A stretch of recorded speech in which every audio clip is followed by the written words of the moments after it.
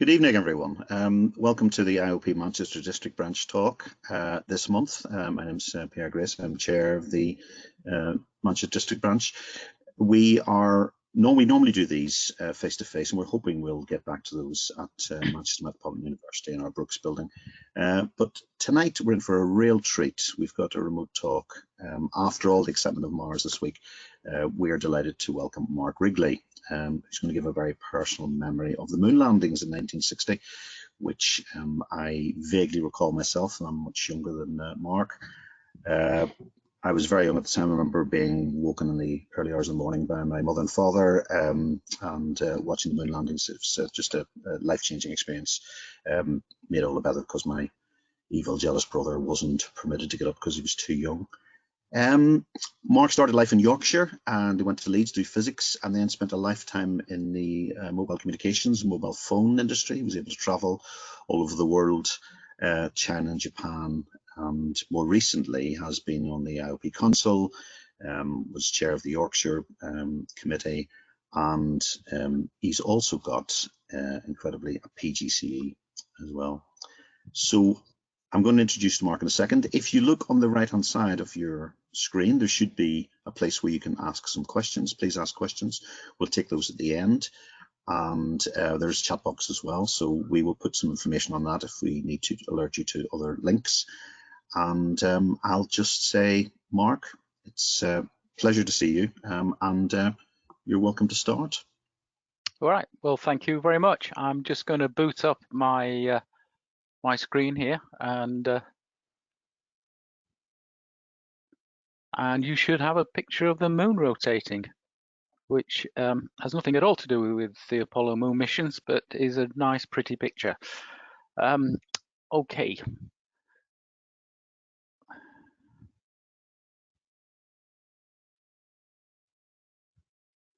Right. Well, I've called the talk Analog Moon, and when I talk to people who are physicists, there's usually two reasons that they give me that they became a physicist. One is they used to do stuff, model aircraft, home electronics. The other is that there's some sort of space mission that really impressed them. So for me, it was the Apollo moon landings, but for example, my son was enthused by Beagle 2, and many people talk to me about the space shuttle.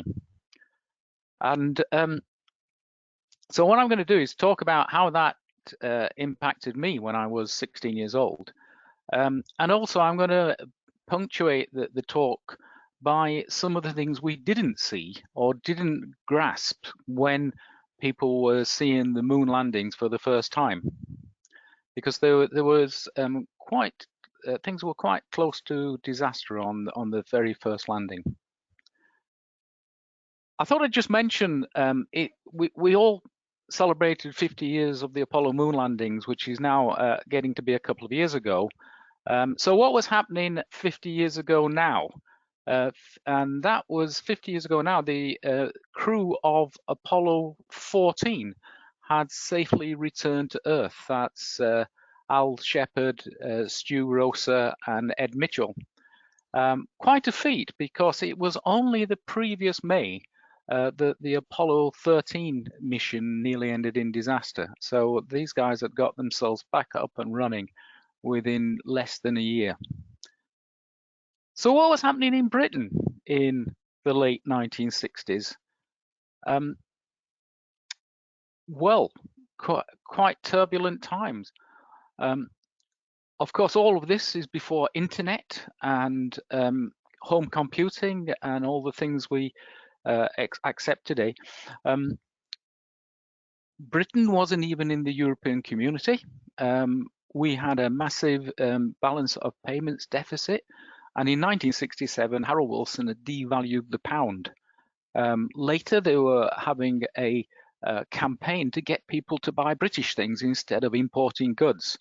And you'll see there that there was even a song, "I'm Back in Britain" by Bruce Forsyth. Enoch Powell was doing his Rivers of Blood speech. Concorde was doing its maiden flights.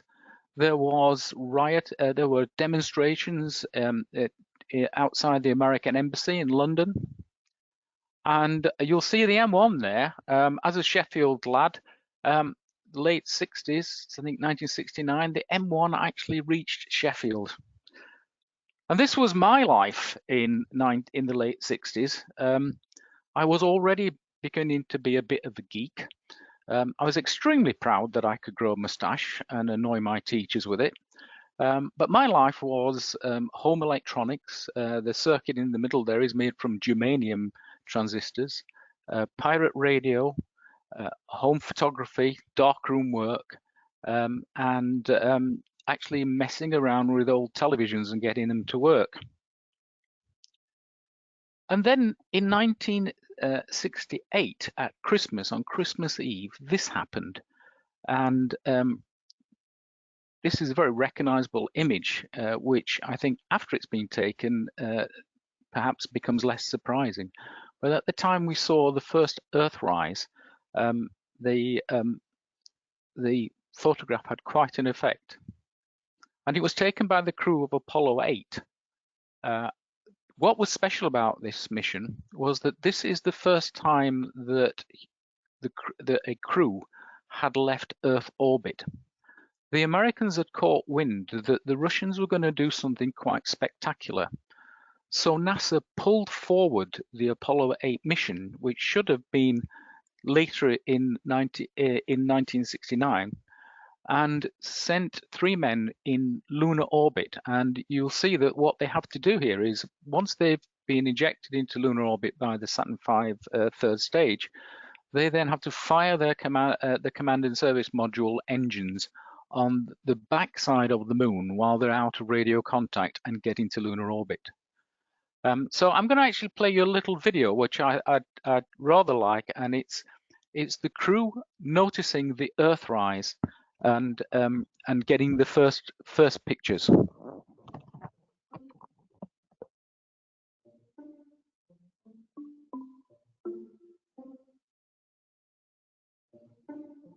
I couldn't get a quick enough look at it to see if it might be anything volcanic.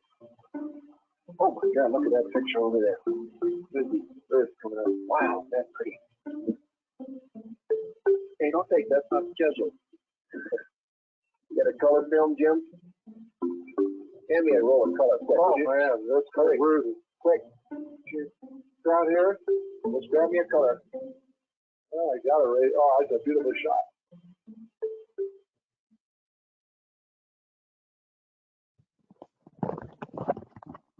So the simulation there was taken from the Lunar Reconnaissance Orbiter information.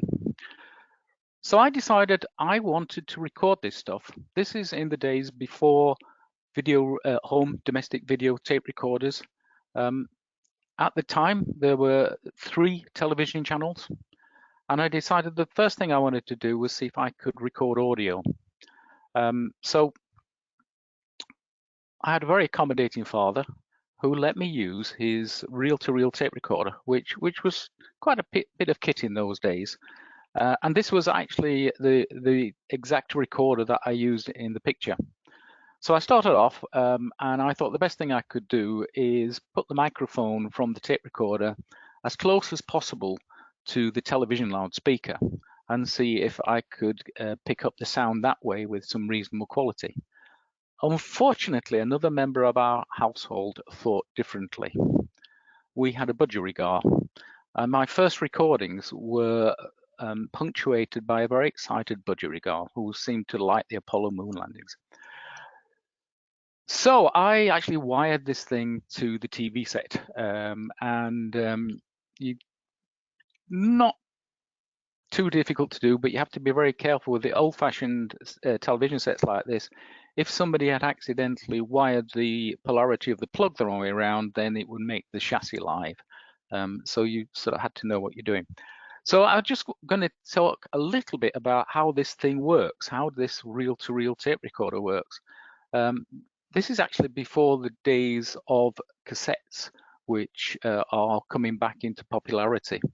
And the device has a 1/4 inch piece of magnetic tape that moves across and I'm not sure if my, let me see if I can, it's not going to let me do it. So it has a magnetic tape that moves across some tape heads. And you can see at the bottom left, there are 3 tape heads. The first one is actually to erase what was ever on the tape before. The second one is to record the sound. And the third one, if you've got a very expensive tape recorder, is to monitor what you've just recorded. So shortly after you've recorded it, you can pick it up and listen to it. The tape runs at different speeds. The faster it goes, the higher frequencies you can record. The slower it goes, the longer the tape will last. And to make the tapes last longer, they introduced the idea of having 4 tracks. So you'll see on the top left picture that a single track tape just goes one way and that's it, you've finished. A 2-track tape, you can record and then turn everything over and record again. And with a 4-track, which this machine was, and you can see a little button in the middle of the machine, you can switch it so that you actually can record both ways and then do it a second time. So you get effectively 4 times the recording time. And I, of course, developed quite a lot of tapes, which I still have. And so I've been busy actually putting some of this stuff onto digital format and sharing them on websites. So let's have a look at the television. Quite different. So in 1964, the BBC introduced a 3rd television channel. Before 1964, there were just 2 channels. That was BBC and ITV. In 1967, they introduced colour for the first time. And the transmissions were all on the VHF band, so on band 1 and band 3. So BBC on band 1 and ITV on band 3. And there aren't many of these antenna left now, but these large antenna for band 1 transmissions were quite a common sight in the 60s. Inside the television, they were always very dusty and dirty. They were powered by valves. You can see the back of the cathode ray tube there, and on the right-hand side, there's the ultra-high tension, which powers the beam. I found to my cost that the UHT remains powered quite some time after you switch the set off.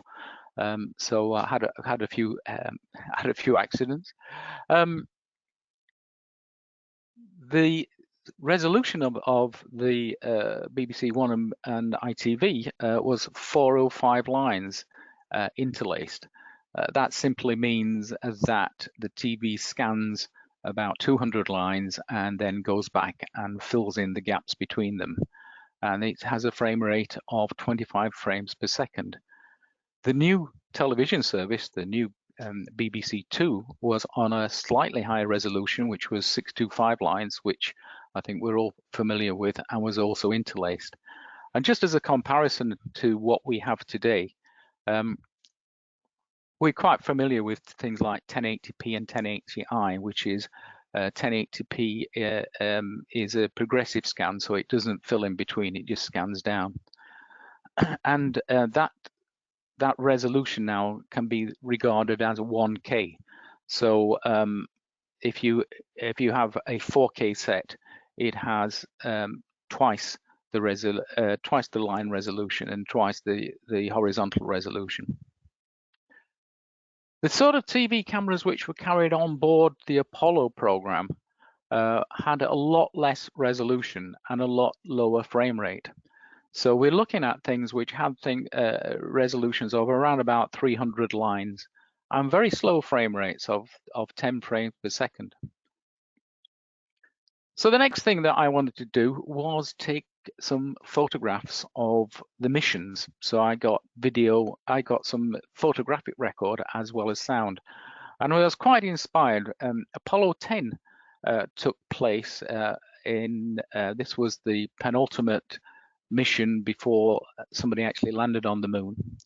The mascot there is Snoopy, and in fact the command module was called Charlie Brown and the lunar module was called Snoopy.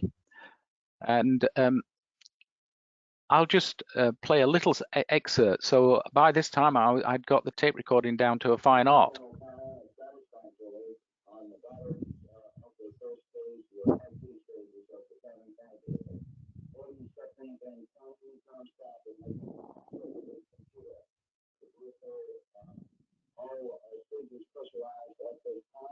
We're waiting for the swing arms to come back. One should be coming up. First time and second one at 17 seconds. Time started. We pushed the go. We're coming up to 20 seconds. T-minus 20 seconds and counting. 17 seconds and counting. Guidance internal. 15, 14, 13, 12, 11, 10, 9. We have ignition sequence start. Engines on. 5, 4, 3, 2. All engines running. Launch commit. Liftoff. We have liftoff. 49 minutes past the hour. The tower is clear. Stafford acknowledges the role in pitch program and put a follow the table in proper course.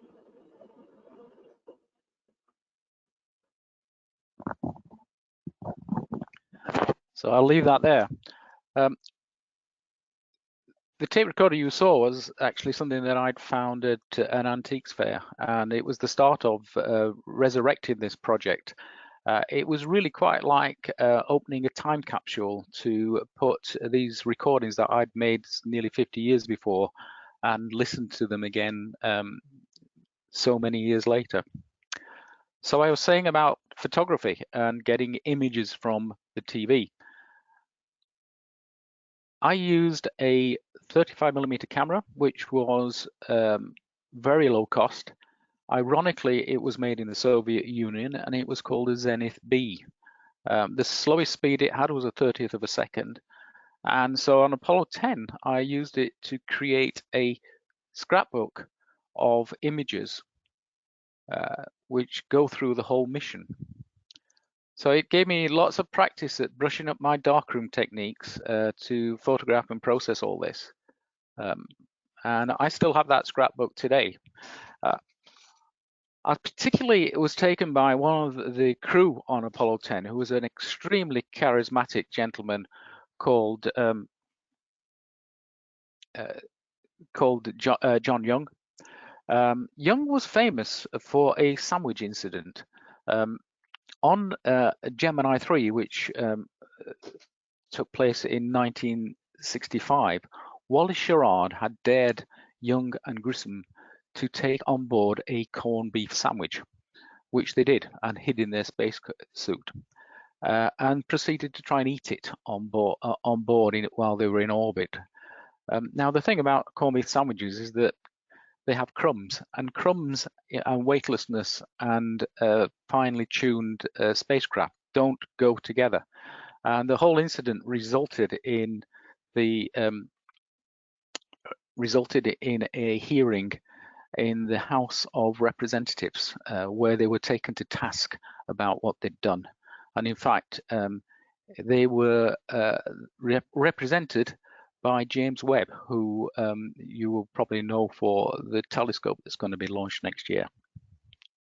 So here's the next step, which was recording the video.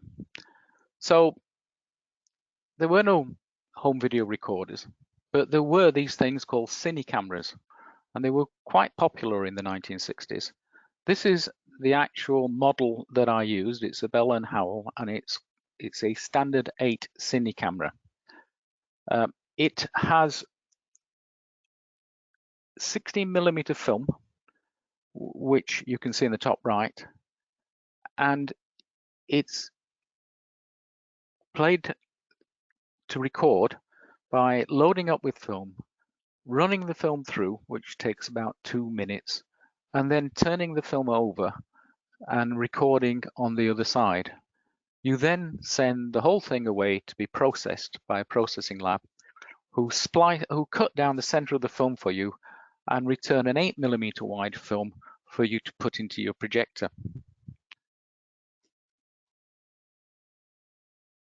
I found that it wasn't bright enough to take pictures from the TV with standard film. So I got hold of some very high speed. So in these days, it would be today they would be known as ISO. So it is 400 ISO film, and was able to get images from the TV screen. Here's what it looks like to load inside, and here's some of the film which I took. Came back. This is a picture of the top of the Saturn V. I've since actually had this digitized, so I have a company who's actually digitized this frame by frame. And to give you some idea of what it looks like, then I'll just show you a short clip.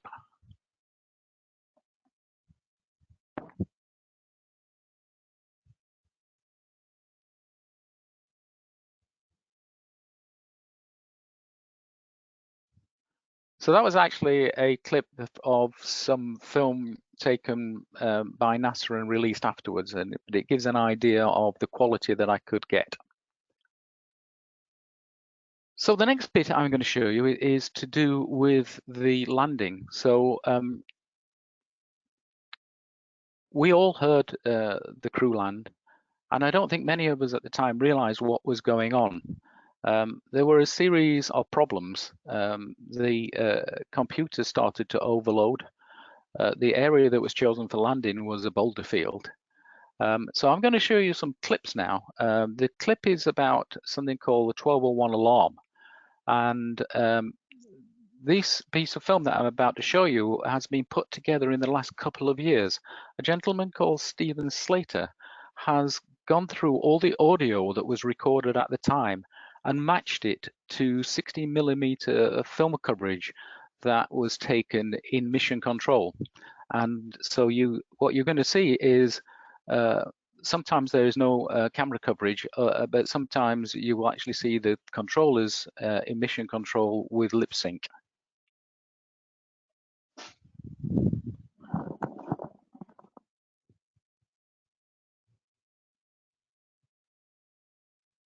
Okay, all flight controllers, go, no go for landing. Retro. Go. Fido. Go. Guidance. Go. Control. Go. Telcom. Go. GNC. Go. Ecom. Go. Surgeon. Go.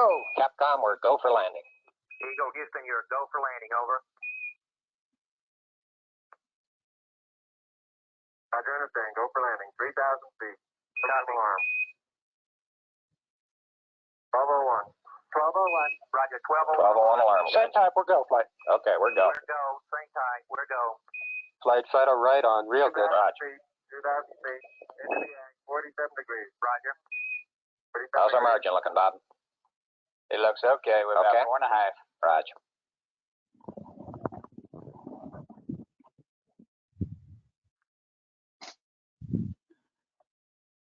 So that was a 1201 alarm. What was actually happening there is that Buzz Aldrin had left a piece of radar equipment switched on. The piece of the radar that they'd been using was designed to help them track back to the command module if there was a problem. It had been put into slew mode, and unbeknown to anyone, it was still trying to talk to the computer, which was then getting an executive overload. The 1201 alarm had been done in simulation 11 days before launch. So the flight simulator manager, Rick Coos, had actually gone through this particular alarm, and the crew aborted the mission in simulation. And after that, he got together with a guy called Steve Bales, who was the guidance officer, and Steve Bales talked to a guy called Jack Garman, and Jack actually went through all the alarms and wrote them out and put them on his desk under a piece of perspex or plexiglass should an alarm happen again. In fact, here's his list of alarms. And so when the alarm was called out by the crew as they were landing, they were able to respond almost immediately. Right, so the next part of the trajectory is the actual landing. So now the craft is actually should normally be under automatic control, and is due to rotate and land.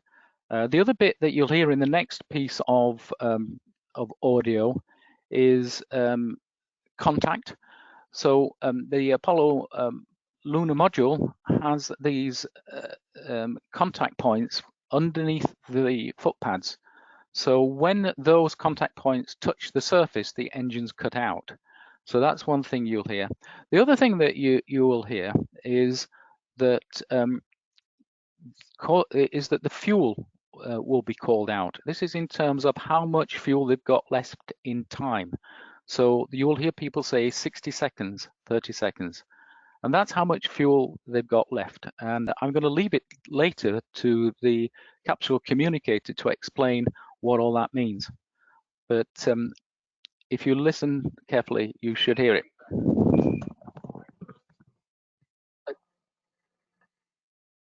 Down 2.5. Forward. Forward.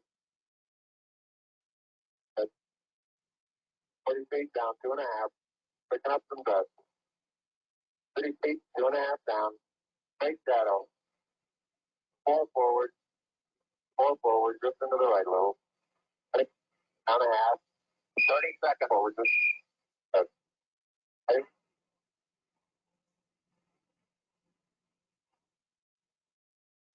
Contact light. Okay, engine stop. ATA at a descent. Noise control both auto. Descent engine command override off. Engine arm off. 413 is in. We copy you down, Eagle. Houston, Tranquility base here. The Eagle has landed. Rocket Tranquility. We copy you on the ground. You got a bunch of guys about to turn blue. We're breathing again. Thanks a lot.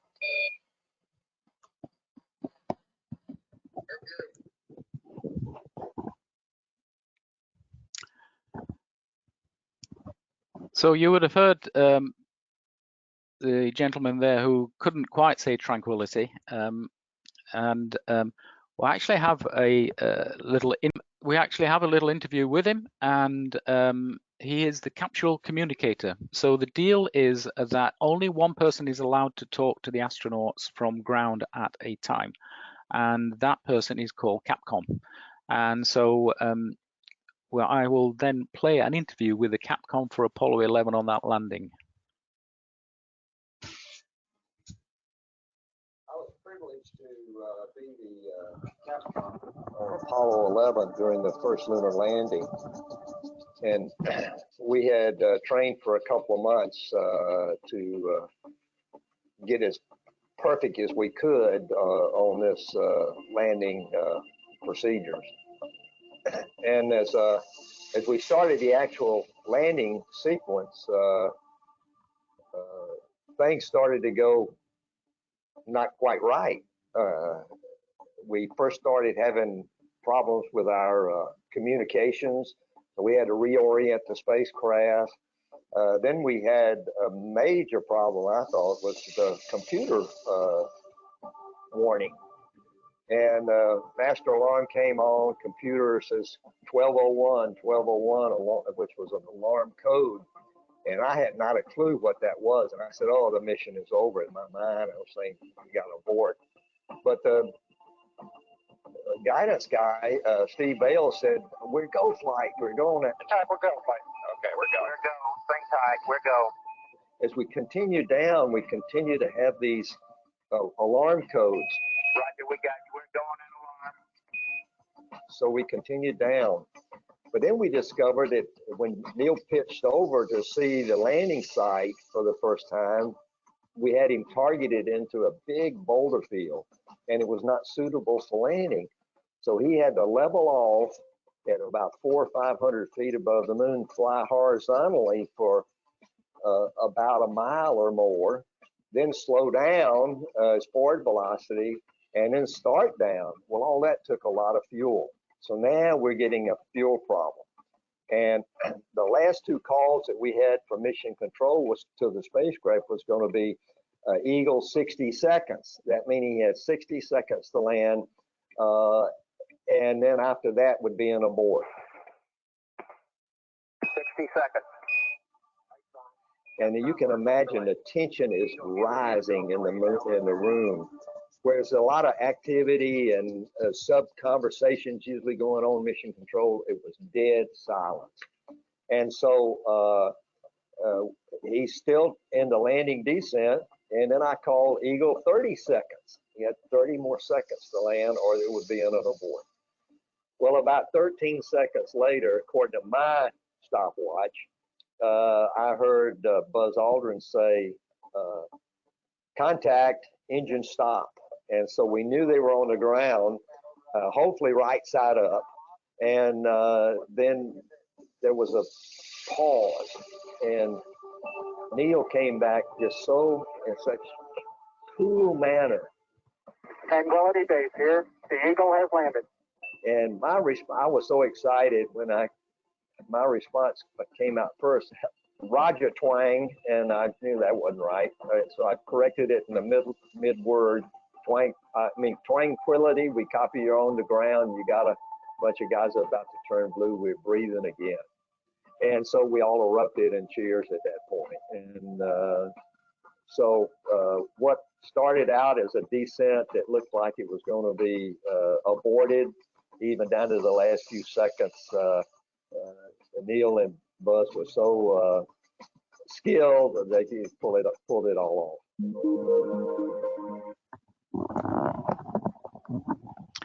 So while all that was happening, our friends in Manchester were monitoring the Apollo moon landing.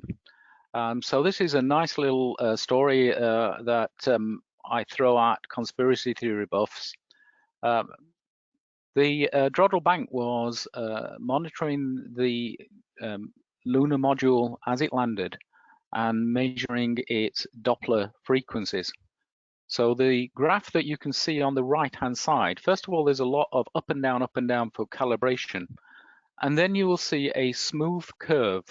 And that smooth curve is the Apollo lunar module landing. You can then see some lumpy bits. And that is the point at which Neil Armstrong took over the control of the lunar module and flew it by hand. And then you'll see a flat line, which is simply the flat line from the lunar module having landed and the rotation of the moon. So I often use this when people start talking about conspiracy theories, and I'm sort of, this is really, it's a really difficult thing to do as a conspiracy. So here's the things that we all are all familiar with.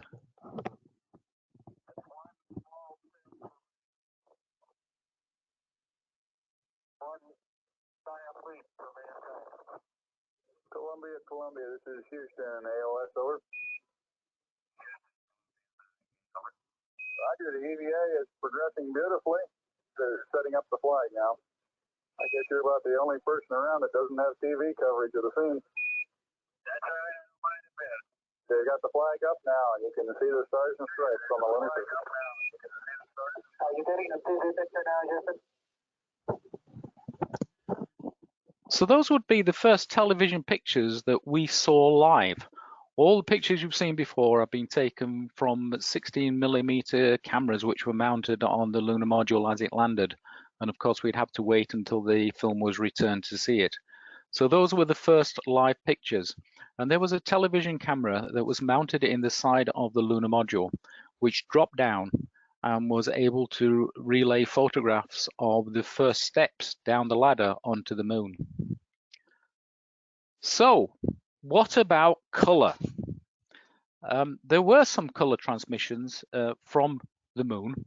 The Apollo 11 capsule had a color camera on board, but it was not taken down onto the surface.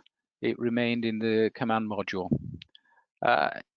Here's one of the color TV cameras that were used and used more frequently on later missions. And if you can read upside down, you'll see actually that some of these frame rates are very low indeed. So they've got 6 frames per second and 12 frames per second. The way that the color TV cameras worked was that they had a rotating red, green, blue disc in front of the camera, so that in fact what it was doing was sending a low frame rate back, and every third frame would be the same color. So you'd get 1 frame red, 1 frame green, 1 frame blue, and that would be built up when the image was received. If you weren't lucky enough to have a color television, and not many people did in 1969, there were various ways that you could see the color images from the moon. Many of the newspapers released 8mm color films of the moon landings, and these would be a compilation of the 16mm films which were taken by the astronauts on the trip and brought back in better resolution than the television pictures. There was a lot of color photography using Hasselblad cameras. In fact, if you want a Hasselblad camera, I understand that between the Apollo 11 and the Apollo 17 mission, there are 12 Hasselblads left on the surface of the moon. You can see here that it is on the front of the astronaut's pack. So the best way to actually see these color photographs that were taken was to go out and buy a publication. And one of the best was Life magazine, who covered the moon landings very well, and even had a special edition of the moon landings. And it really was the sort of best way to get an idea of what the color looked like. So many years later, I would take my Life magazine and get Buzz Aldrin to sign it, which he did very nicely for me for the fee of £80. So 2 years ago, we were looking at the 50th anniversary of the moon landings. And I started to digitize a lot of the tapes that I've got. They are very interesting to listen to, not just the bits of the astronauts talking, but some of the, particularly the BBC programs, and the amount of depth that the programs go into compared to television documentaries today. The other thing that happened was that I was approached by the Bradford Media Museum, or Bradford Science and Media Museum, and they wanted to display some of what I'd done. So as well as, of course, of having tapes and 8mm films, I've got various things I've collected over the years. And these were put on display in the Bradford Museum. And the eagle-eyed will have noticed that they also put the budgerigar in there for the full story. And they basically set up a couple of cabinets with some of the photographs that I'd taken. And it was actually quite nice to pull out all these things which I'd collected in the late 60s. They also made a video, a 5-minute video, and I think it's a really good summary of my enthusiasm for the Apollo missions and the impact that it had on me as a teenager. So I'm going to play you that. It'll take about 5 minutes. My name is Mark Wrigley. I'm a physicist, and I took my physics degree in the 1970s. I've spent most of my life working in mobile telephones. So on the day of the Apollo 11 landings, which actually was the night for Britain, I was sitting in front of our family television set with my father's cine camera, filming the whole event, and at the same time recording the sound on his reel-to-reel tape recorder. 40 seconds away from the Apollo 11 liftoff. When we see coverage now of the moon landings, what we generally see is high quality film that the astronauts brought back, which has been edited and condensed into a few minutes. When I was recording this, things went on for hours, and it really actually was quite boring. There'd be some event happen, but then on the night of the moon landings, we had something like 6 hours of television. So it did actually get a little bit boring in between. But the thing that I found quite interesting is I recorded most of the sound of that. I didn't get all the pictures. And when you listen to the programs that the BBC were putting out, it's really quite deep and quite interesting. And so there's a lot of information in there that you'd otherwise miss. So that's one of the reasons I'm quite enthusiastic about digitizing all that so other people can listen to them.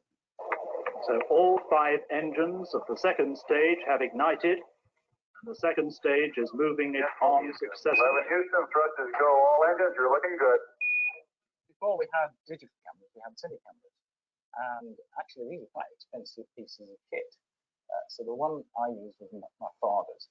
But the thing I had to sort out was getting some sort of film that was sensitive enough to get pictures from a TV set instead of being outside in the sunshine. So I found a company that made high-speed black and white film, and that's what I used. It was quite expensive for somebody on pocket money. So I could get about 4 minutes filming out of one film. And to do it, you put the film through the camera, turn it over like a record, and put it through a second time, and then send it off to some place in Germany where it could be processed and come back. Ignition sequence starts. 6, 5, 4, 3, 2, 1, 0. All engine running. Liftoff. We have a liftoff. 32 minutes past the hour. Liftoff on Apollo 11. So I got hold of what's called a Zenith 3M camera, which was a low-cost ironically Soviet-made camera. And I started shooting the TV screen, putting the camera on a tripod in front of the TV, using the slowest speed it had got, which was a 30th of a second. And through a lot of technical stuff, this actually caused a little bit of a pattern on the screen, but it was good enough. And then I went off and developed my own pictures. So it really got me into black and white photography, and I was doing stuff like rolling my own films and trying to get things as cheaply as possible, and then printing things out and making them into scrapbooks. And I'd also put newspaper articles in the same scrapbook. And I think I stopped doing it around about Apollo 12, and that was when I went off to university and had to do other things. One of the things that was interesting at the time is if you really wanted to get color images of what had happened and look at the color photos, the best thing to do is to go and buy a magazine. So I used to regularly buy Life magazine, which had really good coverage. In later life, I was able to travel a lot. I was working abroad and able to travel to places. So I went back to the NASA center in Florida several times and bought bits. And it was quite interesting because what I thought I'd never be able to record was there for sale in NASA in the form of a videotape of most of the stuff I've ever recorded. And in fact, I was there 25 years ago because one of the things I bought was a special edition of a magazine that they printed for the 25th anniversary of the Apollo moon landings, which I've still got. And it's always been a bit of a thrill to me in terms of how technology's gone forward, because then we've gone into DVDs and Blu-ray, and you can actually get better and better images of the Apollo moon landings, which I was trying to record. That's one small step for man,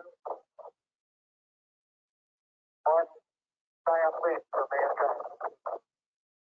So you can imagine I was pretty obsessed by all this as a teenager.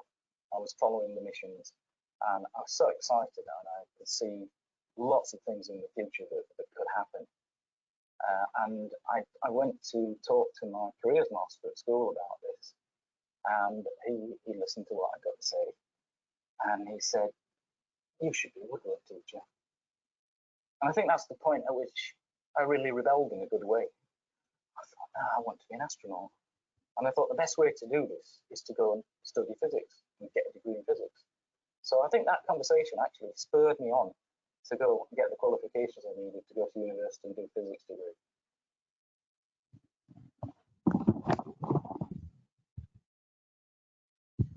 Okay, and there you have it. I'd just make some references if you want to find out more. I'm slowly putting stuff onto this website, which is called 1201alarm.org. and I think I've actually put that in the comments if you want to go and see what's there at the moment. There's a Facebook group and an Instagram group. If you want to contact me, my email address is there. There are some very good books written by people who were involved at the time. I can thoroughly recommend Gene Kranz's book called Failure is Not an Option, because he was also the mission controller during the Apollo 13 mission. Mike Collins, who was one of the 3 Apollo 11 astronauts who didn't land on the moon and stayed in the command module, has written a book called Carrying the Fire, which is very interesting. And these guys tend to have come through test pilot through to astronaut. And then there's some popular stuff. So later at the end after we've done questions, I'm going to play a track from a group called Public Service Broadcasting, who actually very kindly replied to my email asking if they could waive the copyright and let me play their track. So we'll do that as a play out. The movie Apollo 11 is incredibly good. It was released for the 50th anniversary. The guy I mentioned, Stephen Slater, has done a lot of the lip sync, which has never been done before. And there is footage which has been restored, some of which has never been seen before. So that is well worth a look. That's it. So thank you very much. I am just about to work out how to relinquish control. It's fantastic, Mark. Thank you so much. That was truly amazing. It's brought back lots of memories for myself, and I think for the people here who've listened. You said you'll take a few questions, and there have been a couple of questions. So Rebecca Walker's asked one about what do we think the team will have encountered, what problems the team will have encountered regarding the camera and recording equipment on the Mars rover. Maybe you're not an expert, but yeah. I'm not sure. I am absolutely blown away by the latest pictures from the Mars rover. I've seen video of the parachute opening and the landing. I think they probably have a lot easier time because I think the thing is in the 1960s, a lot of the components of these cameras were mechanical. So you know, I mentioned the color camera with a rotating disc, and obviously you know, Hasselblads are completely mechanical devices. So I would expect the reliability is better. I'm amazed at modern camera technology. I play with Raspberry Pi cameras, and you know, for £15 you can get incredibly good little camera. So yeah, I'm hoping they have less problems. Yeah, I'm amazed as well. I'm ably supported. I should mention I'm ably supported here by Bethany Wooten, who's in the background, making sure we're technically okay. One of the things I did think about was your recordings, especially so many of the little bits of things you've shown there and played, I haven't seen before. And one of our colleagues, Kevin Kilburn, who works for the Manchester Astronomical Society, he did something similar to you when he was about 19, and his recordings were collected by the BBC archive and put into that. I just wondered whether you'd offered them to them. I know they're in the Bradford Museum. Yeah, the Bradford Museum have played them, and in fact, when you saw that little 5-minute video that they'd made, they very kindly synced up the sound that I'd recorded with the 8mm films. The next stage was going to be to work with Stephen Slater, the gentleman I keep mentioning who does the lip sync, and he's quite an archivist for audio. And we were going to, in fact, what I was going to do was take a digital copy of all the tapes and then hand them over to him. And then the pandemic happened, so we've not really been in touch since. Yeah. There was an observation here by John Morell. He said he recalls going to his head teacher and trying to get permission anyway to come in late the next day because it was very early in the morning. It was certainly, I think my parents got me up at 3 o'clock in the morning. We were definitely on holiday in Ireland. We finished much earlier, so. Is that your Yes. recollection? It was yeah, that's right. I had a similar thing. So at the time this happened, it was before GCSEs in England, and so I was doing O levels, and in fact I'd done my O levels and I was waiting for the results. So we were going into school, or doing sports and not much else, and I'd never been up all night before. Right about lunchtime, I said, "Can I go home?" And they were not very sympathetic. Well, you shouldn't have stayed up all night, as if nothing had happened during the night. It's quite funny. well, Helen Hutchinson, she asked a question similar to one. I was intrigued by the amount of trial and error you had before that, the amount of practice you had, and she asked, how did you learn to do all that technical stuff as a teenager? I definitely remember at the same age not being able to do that. Oh, a bit of learnt from my father. My father, who actually sadly died a couple of months ago, was a great photographic recorder of Sheffield. He had something like 18,000 negatives of Sheffield, and much to my mother's disdain, we'll be told, why don't you take pictures of the family? But he had some sort of foresight, so I learned my darkroom techniques and all that from him. And he did have a cine camera, and then I'd pick stuff up. I was the mixture of things, and I guess I'm still like this today because I love magazines. But Meccano magazine, Practical Wireless, all these bits of information I'd put together. And I did actually have a time when I was really enthusiastic about fixing TV sets. So about the time all this was happening, people were getting rid of their old television because they couldn't get BBC Two. So I suddenly was donated. I had about 5 TV sets in my bedroom at various states of repair. So yeah, it was picking bits up like that.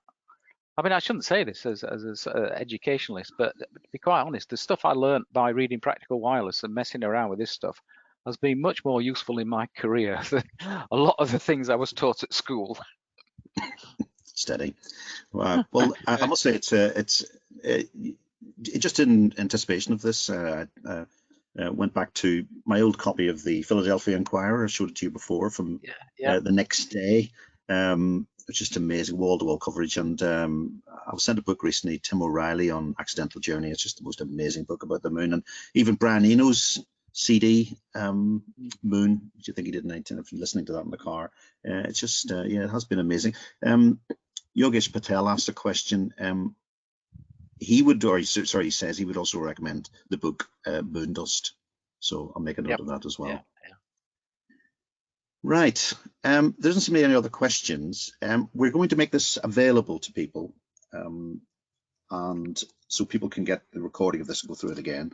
And if people do have questions that they think of, you're willing to accept them, we'll send them to you, and you would look at answering those. If people suddenly think of something and they would like to ask, we especially any young people here, we know we've got people from all over, well, different parts of the world really are here tonight, but any young people who've got any questions, particularly because of the events of this week, they might want to ask you. That would be, if they were inspired by these things, that would be great. And I'd just like to thank you once again, Mark.